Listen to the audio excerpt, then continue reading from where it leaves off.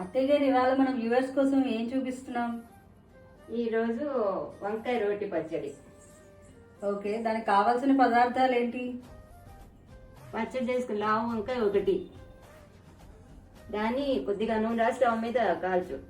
అలాగే పోపు సామాను మెంతులు 1 స్పూను, ఆవాలు 1 స్పూను, ఎండుమిరపకాయలు 6, ఇంగువ. పోపులో 2 చెంచాల నూనె వేసి పోపు వేయించు.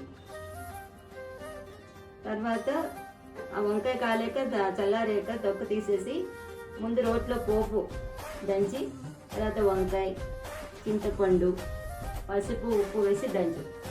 అది కొద్దిగా దంచాక పచ్చిమిరపకాయ, కొత్తిమీర వేసి దంచేసేయడం. అంతే, వంకాయ రోటి పచ్చడి రెడీ. ఓకే, మరి మొదలెడదామా? ఓకే. అత్తయ్య గారు ఈ పచ్చడికి తెల్ల వంకాయ అయితే ఇంకా బాగుంటుంది కదా? అవును, ఈసారి ఇది చేసుకుందాం, నెక్స్ట్ టైం వచ్చేద్దాం. ఓకే, స్టవ్ మీద పెట్టేస్తున్నాను కాల్చడానికి. ఓకే.